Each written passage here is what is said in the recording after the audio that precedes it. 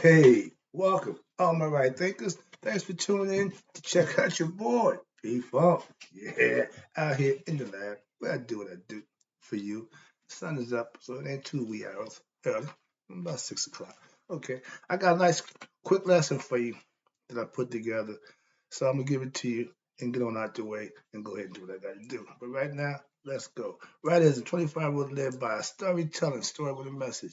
Message in the story for life. I give life lessons. You tune in and receive them. We got a good thing going. That's right. Right thinking mission, and I'm on it, is to enlighten, inspire, educate, and motivate you, the individual, to a higher spiritual level of enlightenment. Getting to know yourself a little bit better from the inside. Right thinking's way of life through mental and spiritual discipline daily will help and guide you to your goal of spiritual enlightenment, aka know thyself. My mission is to get all right thinkers to do just that. So that's why I do what I do for you, to get you to know thyself for yourself. Okay, let's go. The question I'm asking before I get started every time: do you know you? So here's the question: know thyself is what you want to have an answer to for yourself. A person who knows not and knows not that they know not is foolish. Disregard that. A person who knows not and knows that they know not is simple. You teach them. That's why I do what I do. Stay tuned. I got you. A person who knows not and believe that they know, dangerous, avoid them. I do. A person who knows and knows not that they know is just spiritually asleep. I can awaken them with knowledge of self. I'm a spiritual alarm clock. I'm here to wake you up. A person who knows and knows that they know is wise. Follow them. All these persons, they reside in you. Right thinkers know that self. Until my eye be true. The lesson today is titled The Path to Spiritual Enlightenment. I'm trying to get you down that path to spiritually enlighten you. So I'm giving you the things that you need to know and some things you should do to make that happen for you. Let's go. Okay, right thinkers, let's talk about the path to spiritual enlightenment. It's a process that you can go through that will get you spiritually enlightened if you put the work in. That's how it's done. If you want muscles, you go work out. You want to know yourself? Come check me out. Let's go. First of all, there's 9 levels or steps of ascension you have to pass through on that path to spiritual enlightenment, aka we call it nihas. There's some things you have to do to make that happen. I got my book here, but well, when I get to know how to do that PowerPoint thing that y'all call it, when I can point out, I can teach a little bit better. My points will be made easier. But right now, I gotta give you the verbal. So that's what I do. Let's go. First one, the first step, and all of us start at this level. Okay, I'm gonna take you through the levels. The first one is spiritual ignorance. That means you're dull, you're agitated, and most likely you can't get along with anyone. We know people like that. Okay. If you're that person, this is the time to check that. That aspect of your character is what I want you to master so that you can get better at being a better you. I'm not here to criticize, critique, or tell you what to do. I'm just helping along the way to where I know the path of enlightenment and things that you need to do for that to happen for you. That's all. Okay. Understand that, please.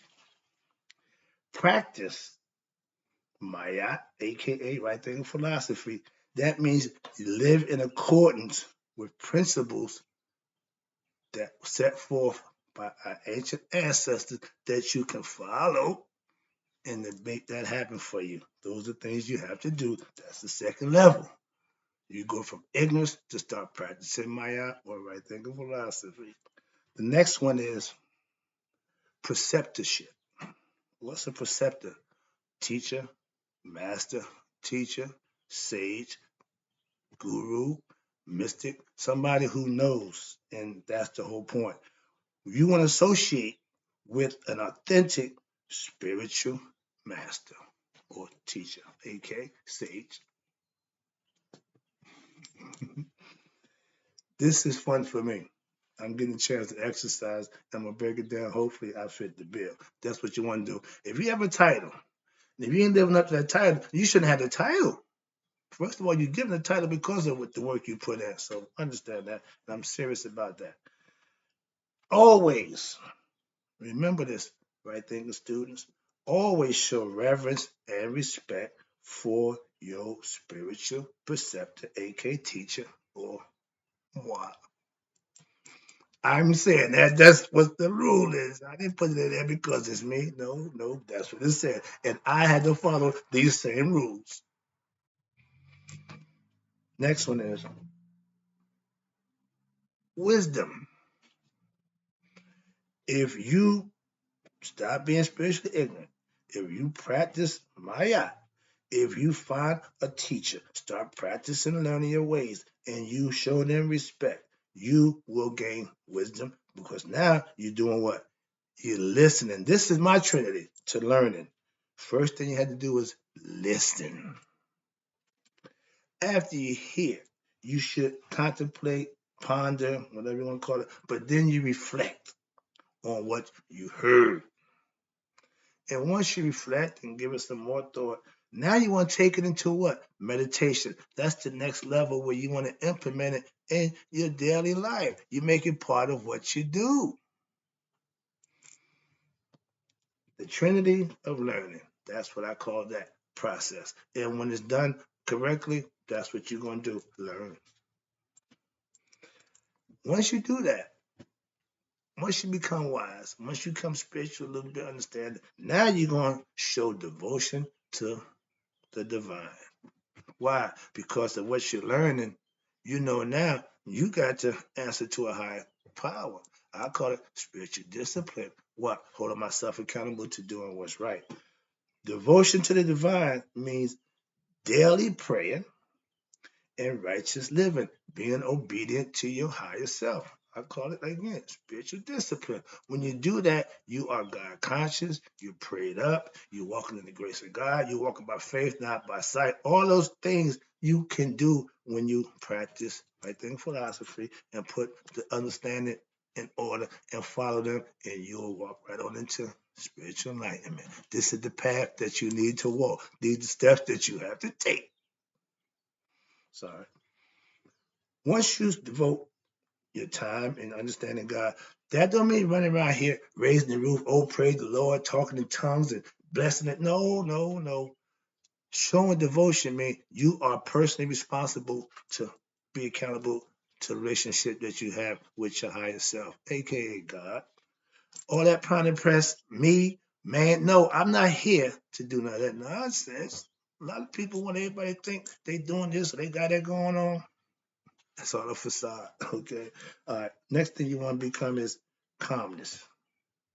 These are three things you need to have as a quality as a good person. First of all, calmness. You at ease. You're not agitated. An agitated person is always upset about something. Always got something going on. So they never calm. So you want to have calmness. You want to be truthfulness. You got to be somebody that people can trust, depend on. So being truthful with yourself, that's where it starts. And the last but not least, gentleness. A lot of us, that's a word that a lot of us don't even have any vocabulary. Gentleness. That means show and treat people respectfully. Do to them what you want people to. What is that? Treat others like you want to be treated. Yeah, that's all that's what it's about. And real people hold those truths and hold those qualities to mean something to them because they exhibit them. That's the difference. Next one is now here's another one that if you're ego tripping, you have no humility. You don't care about nothing. You don't, you just doing you. You just running amok, so to speak. Now, humility is what? Staying humble. Always giving, never take, and always be respectful, never disrespectful. And I'm getting a little annoyed with that one because when I'm being disrespected, oh me straight out ain't allowing that. I'm getting a little more annoyed now because I'm starting to feel like I'm being disrespected and people just don't care. I'm like, I'm not going to subject myself to that. So if I got to go back to being like the old guy, I ain't got a problem doing that at all. So please, humility. I'm trying to be humble. I'm trying to stay that dude. That ain't easy. I just told you, but y'all gonna make me, yeah, so I'm here. Last one. And when you show humility, when you reach that level of humility, now you're going to what? Show detachment. Detachment from what? You can just nope, nope. Your desire and your cravings for physical things, material things will start to dissipate. Why? Because you start to realize you don't need those things. That's why detachment is the last phrase. With detachment, you have control, you have gained control, aka you have conquered the ego self. If you haven't shown humility, you haven't conquered the ego. That's why they got it there. All other stuff you're gonna go through, but you still have to be humble. And all knees will bow, all heads will whatever. Because why? You back to humble yourself to your higher self. And if you don't want to do that, remember in Malcolm X, I ain't doing that. That's ego. That's pride. Foolish and selfish nonsense. So until you are able to become humble, you won't ever be able to detach. Why? Because you're still being ran by your ego. That's why. Now, in order to know your higher self, the ego has to be under control. No other way. Simple as that. So after under that, there's a question. Well, what's the difference between an enlightened person and an unenlightened person?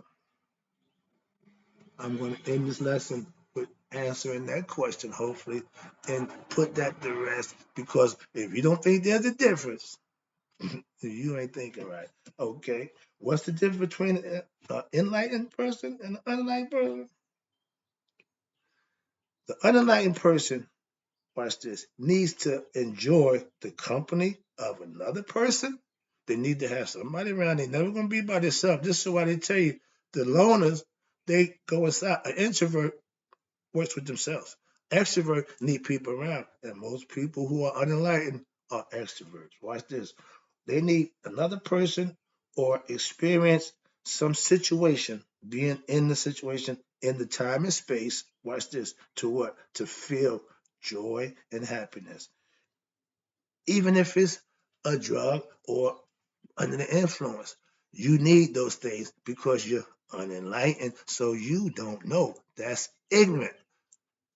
Ignorant don't mean you're dumb or stupid. Trust me. And stop. Well, I ain't ignorant. If you don't know something, yes, you are. That's the definition of ignorant. Just not knowing. I'm ignorant to a whole bunch of stuff, and I'm pretty more ignorant than I am knowledgeable. So I understand that too. So whenever I think you know it, no, no, I got a whole bunch of ignorance. Why? Because I know what I know, and I know what I don't know. That's what being smart is really about, knowing what you don't know. So not professor, you know something. I don't do that. I ain't got time for that. So those are things that you use to make you happy. That's because you're enlightened. Watch this. Now, an enlightened person, watch this, an advanced, aka right thinker, spiritual conceived person, meaning you're working on being your best self. So that's what spirituality is all about. Working on yourself from the inside. It's the spiritual thing. It's the internal thing. It ain't about outside. An enlightened person, advanced spiritually, is a person who has experience. That's the first thing. You only become wise from your experiences. Learning don't make you wise. Gaining knowledge don't make you wise. Using it, employing it makes you wise. When you have experience, the absolute state of consciousness, aka waking up, and remembering the experience. I have to stop right here for a second. What they said right now, I'm a victim of. I got goosebumps right now. When I go back and remember that moment, you don't forget it.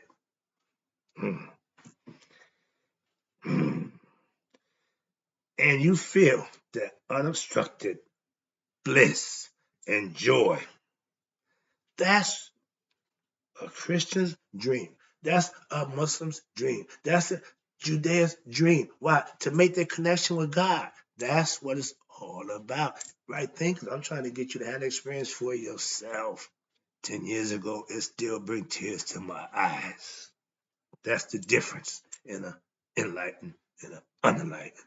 Unenlightened person have nothing symbolic to stand on, nothing that they believe in. They just going through life. So that's what you're ignorant of, your higher self. When you make that contact with God, it's a remembrance. And watch this. For the unstructured, okay, they call this act of remembering or recalling the experience that you had with the divine.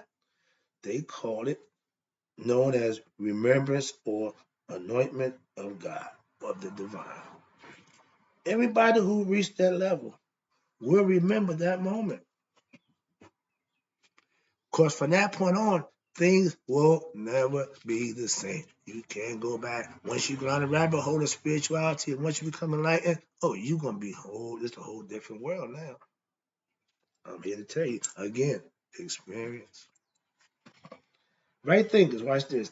This feeling of oneness, again, everything is on the one. When I became one with the one, so it ain't been nothing but fun for me. And that's why I'm doing it, what I'm doing right now, for that purpose and that reason. That's what happened. When you reach that state of oneness with the divine, you become a perceptor, aka ongoing experience. This state, watch this. This state is referred to as, yes, you know it, spiritual enlightenment.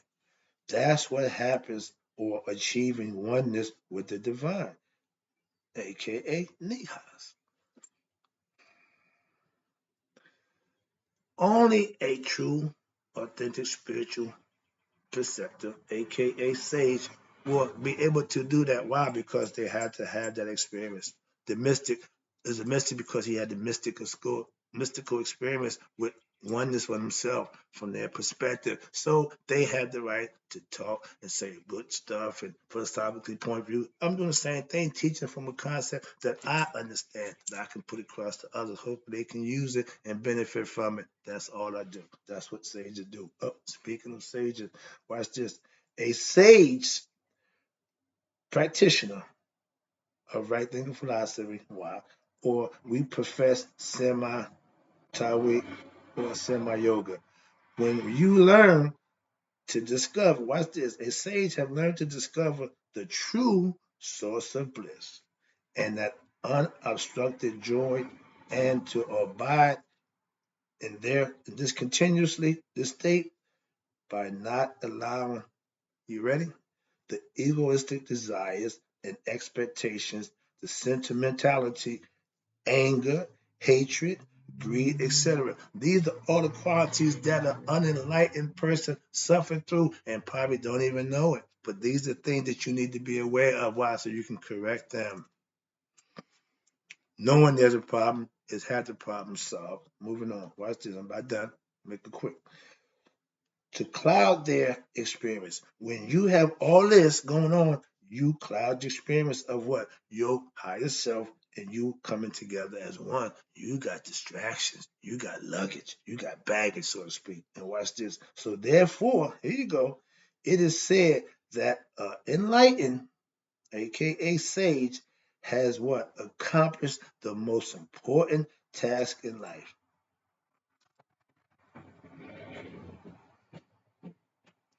Know thyself. Okay, I'm here to tell you that one. Where am I at? Okay, the most important task in life, and that means achieving. Watch this, which nothing is left to be achieved. You reach the highest state of spiritual awareness, aka Nihas, know thyself, and therefore now all I do is direct my energy to what? To the spiritual upliftment of humanity. That's right thing philosophy. I don't know where I got that from, but that's how I feel. That's my story. I'm sticking to it. Hope you enjoyed the lesson. I do that.